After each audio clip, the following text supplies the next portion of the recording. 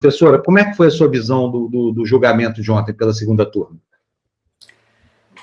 Eu acho que o primeiro ponto, a gente precisa esclarecer alguns temas, não é, Panunzio, porque há muita confusão em torno do que aconteceu ontem. Então, a primeira coisa que é importante a gente esclarecer é que ontem o Supremo Tribunal Federal apenas se manifestou por 4 votos a 1. O ministro Fachin foi um voto vencido, ele perdeu. Os demais ministros foram favoráveis, portanto, a essa decisão. E essa decisão estava relacionada ao fato de que os procuradores do Ministério Público Federal, da Força Tarefa da Lava Jato, eles queriam evitar que o presidente Lula tivesse acesso ao material da Operação Spoofing, que, na verdade, é o conjunto do material que já havia, uma pequena parte dele, sido divulgado pelo Intercept. Então, ontem, os ministros do Supremo Tribunal Federal, por maioria, decidiram que esse material não pode ser, digamos, jogado ao lixo, não pode ser transformado em pó e merece, sim, ir para as mãos do presidente Lula para que ele use esse material em sua defesa.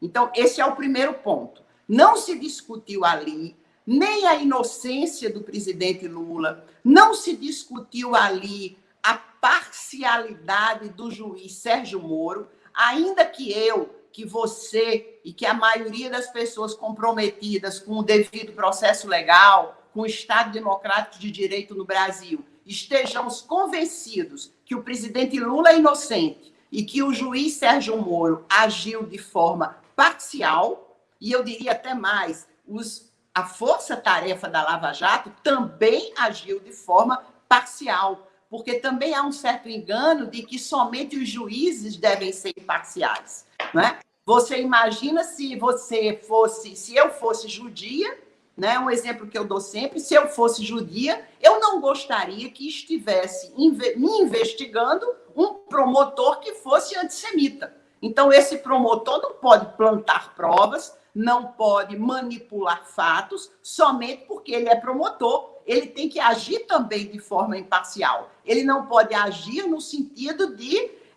promover uma investigação contra mim somente porque eu sou judia e ele é antissemita. Então, o que o Supremo Tribunal Federal fez ontem foi apenas declarar que a defesa do presidente Lula tem direito a ter acesso a todo o material,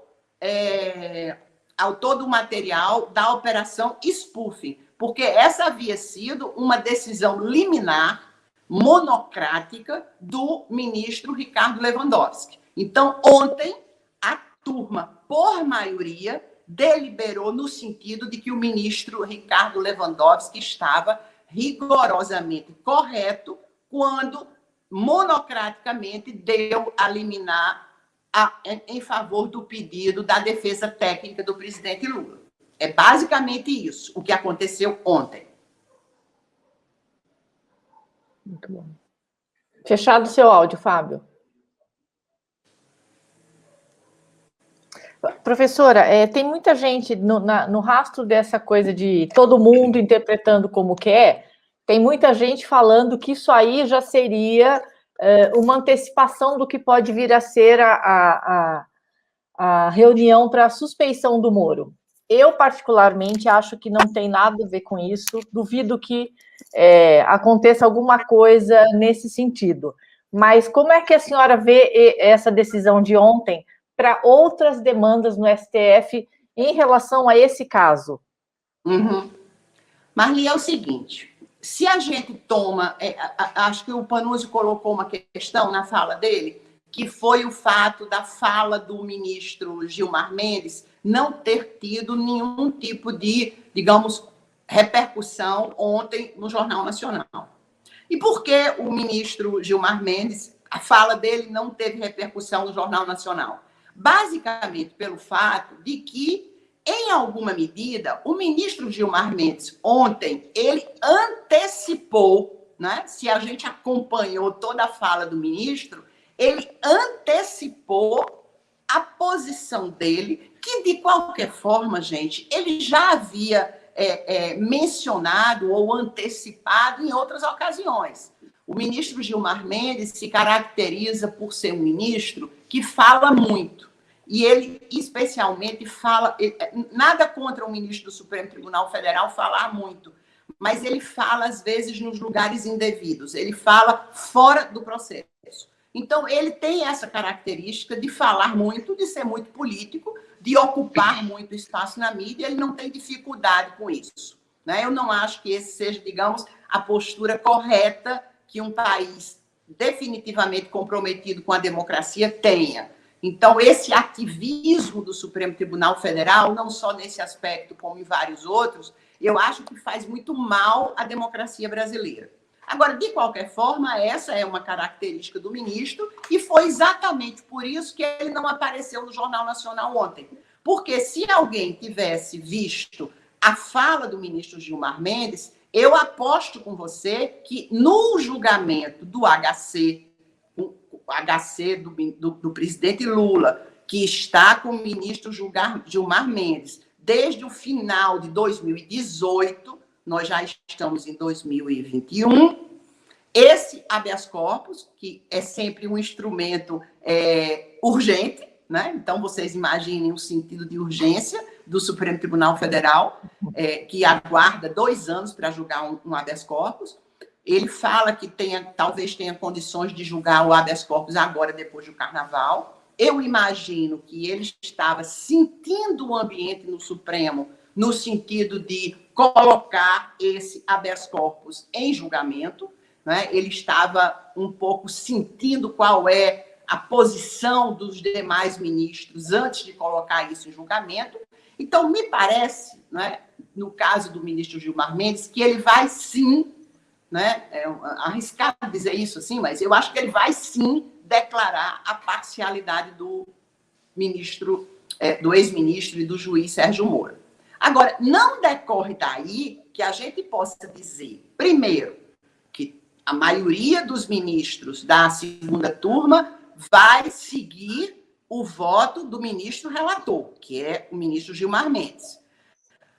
Há uma certa expectativa mais favorável em função da decisão de ontem, né? Em função da decisão de ontem. Esses 4-1 significam alguma coisa, né? Então, eu acho que há uma certa expectativa mais favorável do que havia 2 semanas ou 1 semana atrás. Agora, dizer que são favas contadas o fato de que o Supremo Tribunal Federal vai declarar a parcialidade do juiz, eu acho que há uma certa distância nisso. Por quê? Porque a gente não pode esquecer que essas provas, né, que essas conversas obtidas na Operação Spoofing, cuja parte já havia sido obtida pelo The Intercept Brasil, a gente não pode esquecer que essas conversas foram obtidas através de ação de 2 hackers. Então, essas pessoas obtiveram, né, ontem o Jornal Nacional mencionou, né, as conversas roubadas do celular, bem para enfatizar o lavajatismo, né, de que, olha, as conversas foram roubadas do celular. Mas é verdade, as conversas foram roubadas do celular e as conversas, portanto, foram obtidas através de uma ação criminosa. Mas a gente também não pode esquecer que o próprio Supremo Tribunal Federal já declarou, já fundamentou essa decisão de que provas obtidas ilicitamente podem ser usadas para a defesa de um cidadão. Nada mais justo, né? Imagina se uma pessoa está condenada e alguém consegue ilicitamente obter provas que inocentam aquela pessoa. Como é que você vai deixar a pessoa presa ou com seus direitos restringidos porque a prova foi obtida ilicitamente? Agora, se essas provas foram obtidas ilicitamente, mas elas servem para inocentar Lula, inocentar qualquer cidadão cujas provas de sua inocência tenham sido obtidas ilicitamente, essas provas não servem para condenar ninguém. Tanto é assim que hoje mesmo eu li uma matéria de que o Cristiano Zanin e a Valesca Teixeira Martins, que são os advogados que brilhantemente têm atuado na defesa técnica do presidente, eles decidiram que eles não vão incorporar à defesa do presidente argumentos provenientes da operação spoofing. Eles vão ficar com tudo aquilo que são indícios e provas de que o juiz Sérgio Moro agiu parcialmente, provas essas obtidas legalmente. A gente sabe que ele vazou deliberadamente as conversas do presidente Lula com a presidenta Dilma. A gente sabe que ele vazou deliberadamente, às vésperas do pleito eleitoral de 2018, a delação do Palocci. A gente sabe que o ministro Sérgio Moro, o juiz Sérgio Moro, teve encontros clandestinos com Paulo Guedes antes do segundo turno do processo eleitoral e, finalmente, nada mais público do que o fato de que o juiz abandonou uma carreira de mais de 2 décadas na Justiça Federal para ser ministro de Jair Bolsonaro, ou seja, o candidato que ganhou as eleições em decorrência do fato de que ele, Sérgio Moro, tirou do processo eleitoral a pessoa que mais teria chance de derrotar o atual presidente Jair Bolsonaro. Na verdade, o ex-presidente Luiz Inácio Lula da Silva estava na frente, né? Se vocês lembram das pesquisas, ele estava na frente. Então, ele foi retirado do processo eleitoral e isso abriu uma imensa avenida para o candidato Jair Bolsonaro. E, em seguida, ele aceita o convite para ser ministro da Justiça. Em qualquer país, digamos, decente do mundo, isso seria mais do que suficiente, todos esses fatos seriam mais do que suficientes para demonstrar a parcialidade do juiz. Então, professora, as próximas semanas serão bastante animadas. De tédio, nenhum de nós vai morrer.